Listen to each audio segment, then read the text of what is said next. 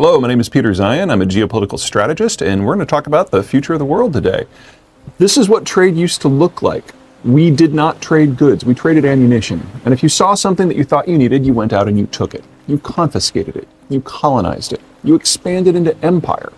And those empires fought over resources and markets and trade access. And those competitions turned into wars, and those wars brought us World War II, which brought the whole system crashing down. Now, at the end of that war, it was left to the last men standing, the Americans, to figure out what's next.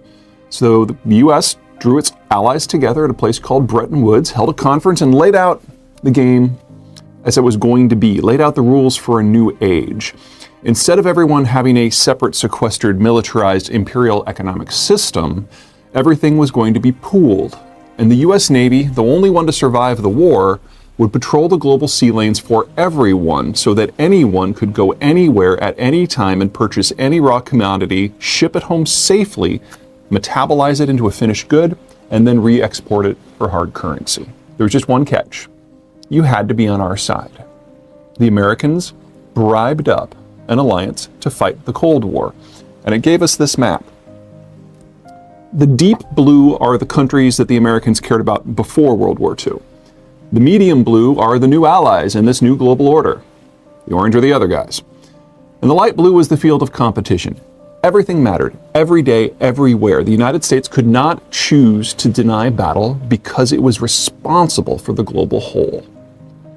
But then one day, it was all over. And it had never occurred to the Americans that they might win. And there was no plan for what would happen. And the map of how the Americans viewed the world changed. All of a sudden, there were huge swaths of the planet the Americans just didn't have a firm opinion on. Now, the person who was in charge at this moment of transition was George Herbert Walker Bush, who from a foreign policy point of view was by far the best president the United States has ever had. Ran the CIA, served as vice president, was in charge of the Office of Budget, was ambassador to China, served in the House of Representatives, had excellent relations with everyone on both sides of the American political aisle, as well as a first-name relationship with most of the world leaders. He was the right person, in the right place, at the right time, with the right skill set. And so, of course, Americans voted him out of office. And we never had a discussion in the United States about what we wanted. You remember 1,000 Points of Light, the New World Order? That was George Herbert Walker Bush's attempt to get the United States to have a conversation with itself about the sort of world that we wanted. And we decided we didn't want to have that conversation.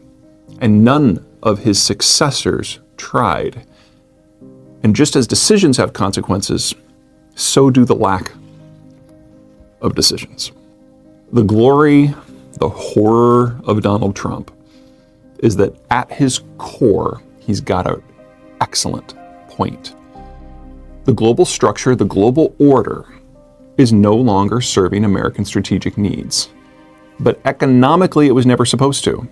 The United States subsidizes the order gives the Allies what they need, the Allies side with the United States against the Soviets. That was the deal. But without the Americans in the loop, without the Soviets there to focus minds, the order no longer has a purpose. And so the United States is moving on, belatedly. And it can. First thing to remember, the United States is not a trading nation, never has been, and because of the order, it couldn't be. If the United States was a trading nation and used the global order for economic purposes, it wouldn't be a bribe. It would just be another sort of competition that the United States controlled. That wouldn't work. And so the United States is the least involved economy in the world as a percent of GDP. And if you factor out NAFTA, half of what's out there vanishes overnight. All right, let's talk energy. In the advance into the shale sector, a few technologies have come through that have proven particularly transformative that really only apply in the United States. The first is something that's called microseismic.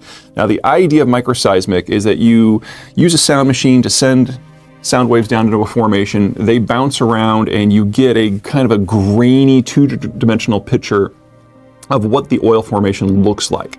And you use that to kind of guess where you need to drill. That is what this image indicates. That's normal seismic. Microseismic means that you run a borehole down and you have live microphones and they listen to the sounds within the formation, and you build a three-dimensional picture of what is going on, where everything is, and how it changes in real time. And the results are absolutely stupefying. The United States shale industry has not drilled a dry well now in over 3 years, and it has not drilled a low productivity well in over 2. U.S. shale wells are regularly outproducing individual Saudi wells now. They are now the most productive oil wells in the world, and they are getting better. Next comes drilling. At the dawn of the shale era, this is how we did it. You'd go down a vertical mile, and then you'd drill laterally 600 feet. A couple years later, those laterals increased in length by a factor of 10.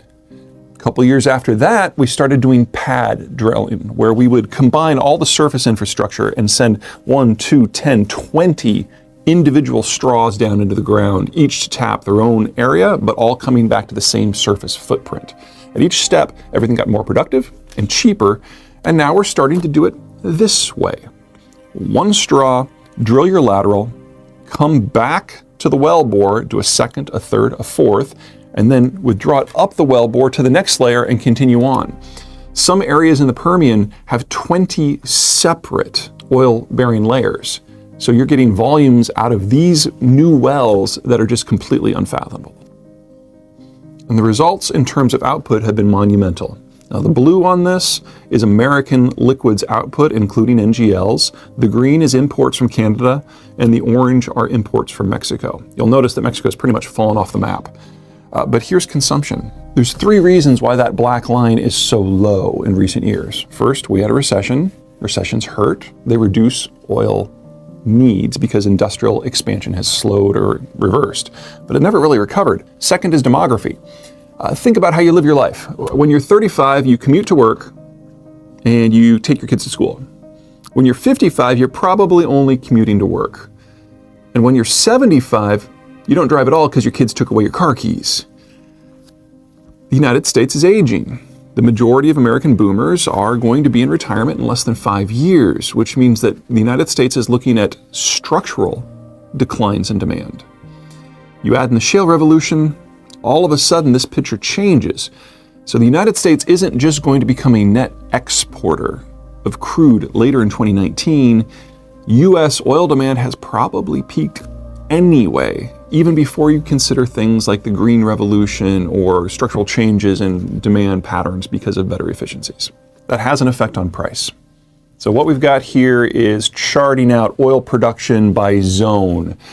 The black countries on the far right, the big, fat, wide bars, those are the OPEC states. And the wider these bars, the greater the volume of crude production. The taller the bar, the greater the